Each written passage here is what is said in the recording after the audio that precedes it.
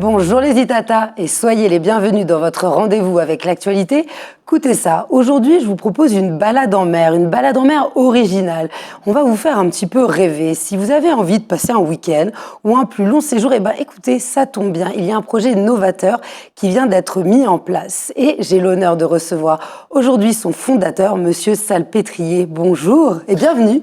Merci, bonjour Eleonore. Quel beau projet! Alors je parlais de bateau, pas forcément de navigation, on va le voir, surtout de grand air.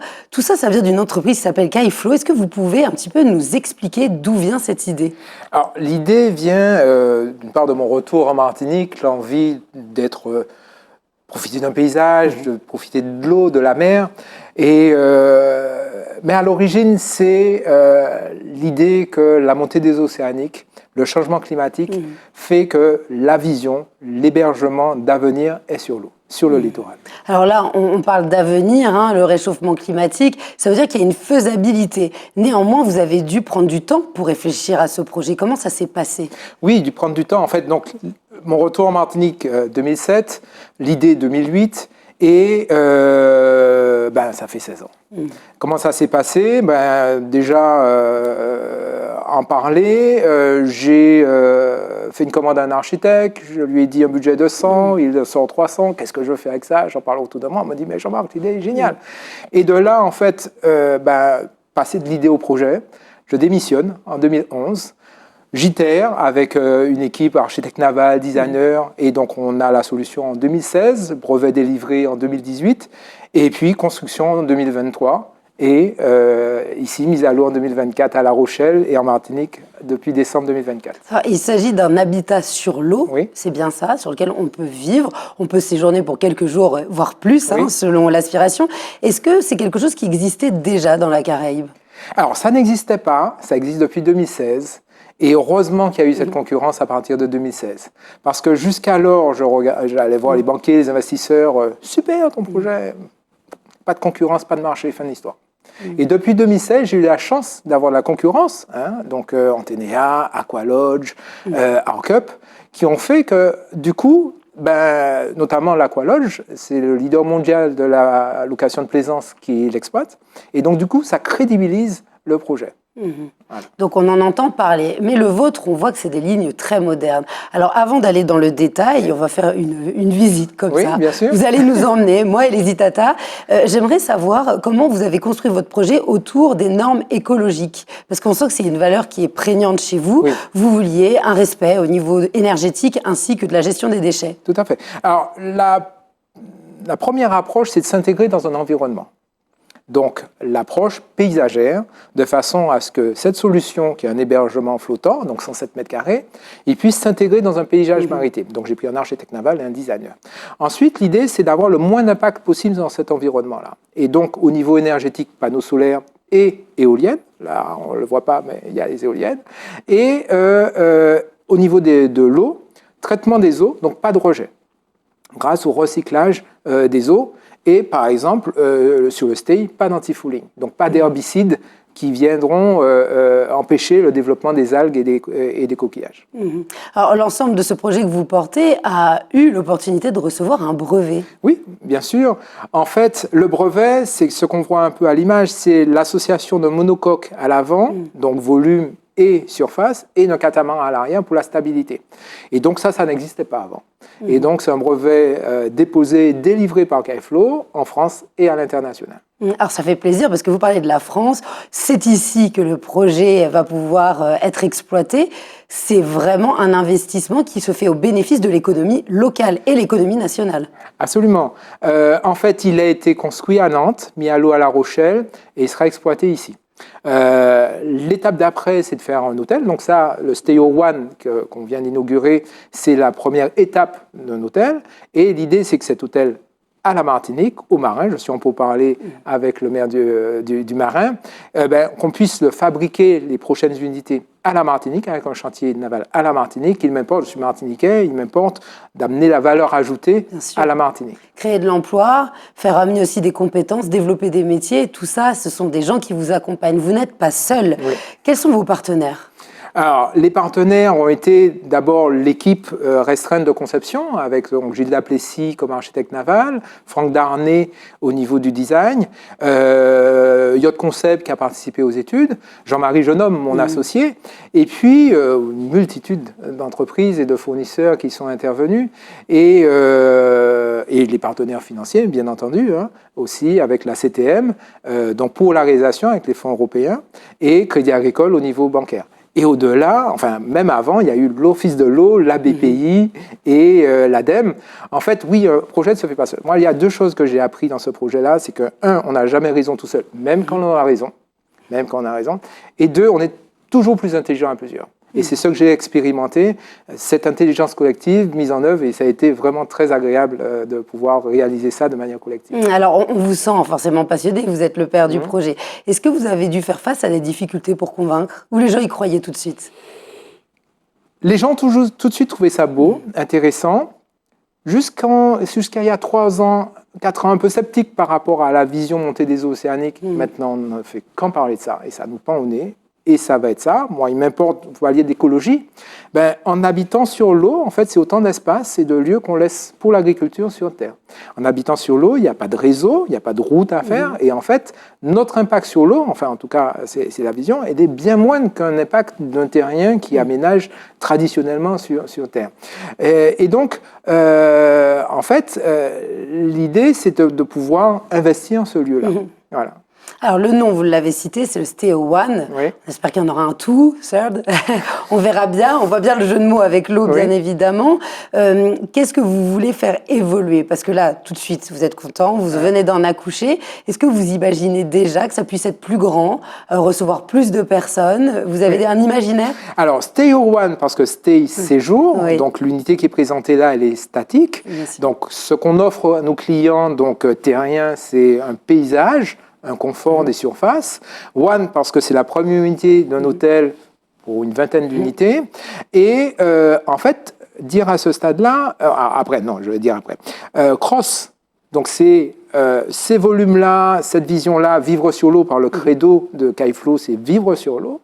Et Cross, une solution beaucoup plus navigante, bien qu'on soit un navire là, mais on navigue dans des conditions de mer calmes, donc le cross, on peut aller partout aux Antilles par exemple, et le sunset qui s'adresse aussi à l'industrie touristique, mais qui est plus sur mesure, festif, bar, restaurant. D'accord. L'idée, c'est d'essaimer partout dans le monde. C'est un projet worldwide, avec différents vision mondiale. concepts selon les besoins de la clientèle. Avec différentes réponses selon les besoins, mais en fait là, il est ouvert sur la terrasse arrière par rapport à nous ici aux Antilles, mais on peut l'imaginer en Norvège, on peut imaginer en Méditerranée, en Croatie, il y a 1000 îles, on peut imaginer en Polynésie. Et donc ma vision actuelle, c'est de pouvoir m'organiser en production de façon à pouvoir desservir le monde entier. Eh bien, on est vraiment fiers de l'avoir et de pouvoir l'expérimenter ici en Martinique. Oui. Alors, à qui s'adresse-t-il? Là, les Itatas sont intéressés, on peut y aller en couple, on peut y organiser un anniversaire. Combien de jours peut-on le louer? Dites-nous comment ça se passe. Oui. Alors, ce STEO One, c'est un démonstrateur pour nous. Donc, c'est un patrimoine Cailflot, on ne le vend pas, et c'est une manière de pouvoir dire à nos clients, on va dire investisseurs qui souhaitent l'acheter, parce que le positionnement de Cailflot, c'est de construire et de le proposer à la vente. Et donc, c'est un démonstrateur. On va le mettre en exploitation ici à la Martinique. Donc, il sera exploité par Dom Nature Lodge, donc Fabien et Leslie Fidol, qui sont des partenaires hôteliers, et donc il sera à Trois-Rivières. Donc, ce STEO One, il s'adresse à des terriens, puisqu'il va être posé à Trois-Rivières. Donc, on aura en vue de fond le Morne-Larcher, le Rocher du Diamant, super coucher du soleil. Il sera à une centaine de mètres du rivage. Et donc, on s'adresse à des terriens qui vont vouloir passer un moment agréable, un séjour, donc 3 nuits minimum ou plus, un séjour terre-mer, puisque c'est la maison d'hôtes de Fabien et Leslie accueille aussi des clients. Donc voilà, il va s'adresser à des terriens. On est sur un prix entre 700 et 1100 euros la nuit pour l'ensemble. On accueille 4 personnes. Et si vous voulez inviter des personnes, on accueille jusqu'à 12 personnes en journée.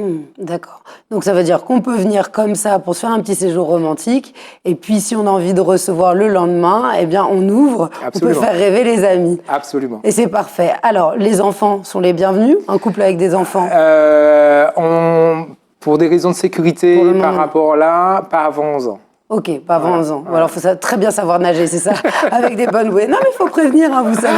Je suis sûre que ce côté un petit peu imaginaire, maison sur l'eau, ça fait tout de suite rêver la jeunesse. Oui. C'est aussi des fantasmes de lecture qu'on peut avoir qui arrivent à ce genre de projet. Alors, j'en reviens à tout ce qui est écologie, à visite aussi virtuelle, on va dire par la pensée tout de suite. Emmenez-nous. Allez, on est devant. Sur quoi on tombe tout de suite quand on monte sur cette habitation? Alors, imaginez la maison dans la piscine. Ouais. Vous avez la maison dans la piscine, hein, avec une grande plage arrière, donc on arrive sur l'arrière et on a un deck qui nous amène petit à petit sur une terrasse et ensuite on arrive sur la terrasse avec vision sur la cuisine et le salon. Et ce que j'ai voulu, c'est cette vision à 360 degrés. Ce que j'ai voulu aussi, c'est que ça soit bien aéré à l'intérieur. Et donc en fait sur le niveau principal, le pont, eh bien, on a le salon panoramique, on a la cuisine et la terrasse. Ensuite, les unités de vie, elles sont dans les chambres.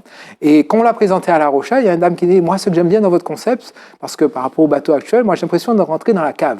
Et là, j'ai de la lumière. Plus je rentre, plus j'ai de la lumière. » Et donc, on a des chambres spacieuses, avec un lit de 160 sur 200, WC propre à la chambre, douche de 80 par 100 propre à la chambre. Et donc, ça, on a ces deux aménagements de part et d'autre, à droite et à gauche, et pour recevoir, en fait, que le terrien se retrouve dans ses volumes de terrien. Et dans ces... Donc, au global, on a 107 mètres carrés.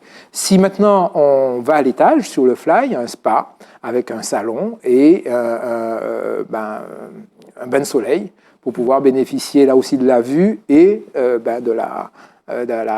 du soleil et du bain avec le spa. Alors, on peut voir les photos qui défilent au même temps de notre discussion. Oui. Pour pouvoir s'y rendre, comment ça se passe? Alors, pouvoir on arrive en hélicoptère. Non. Ça peut être une activité jumelée. Hein. On arrive par la terre, on garde sa voiture, on est accueilli par l'hôtelier et ensuite on monte à bord d'une annexe et on chemine avec un petit moteur électrique. On chemine jusqu'au stéo. Et voilà, et puis après, donc, on peut faire les allers-retours entre le stéo et comme on le souhaite, en liberté, en autonomie. Après, il y a un service hôtelier avec repas à la demande, massage à la demande, de façon à faire que le séjour soit le plus agréable possible. Tout confort. Absolument, absolument. C'est ça l'idée, c'est de pouvoir se retrouver donc avec la maison dans la piscine, pouvoir se baigner autour, il n'y a pas de rejet, donc c'est propre, et de pouvoir retrouver ces repères. Donc il y a un lave-vaisselle, il y a un lave-linge, il y a un grand frigo. Voilà, il y a une grande télé 50 pouces, voilà, on s'y retrouve comme à la maison, même voire mieux. Hein. Voilà. Faut le dire. Ça dépend. Alors, pour la mobilité de ce bateau-là, quand vous allez devoir le bouger, imaginons cas de catastrophe naturelle, pour une raison ou pour une autre, pour le montrer ailleurs, c'est facile pour vous? Alors, en fait, on peut le déplacer, donc celui qui le déplacera, ce sera l'exploitant, et par temps calme, par mer calme. S'il y a une perturbation météo qui vient, ben en fait, on se met dans le trou à cyclone qui est à côté, comme font les navires.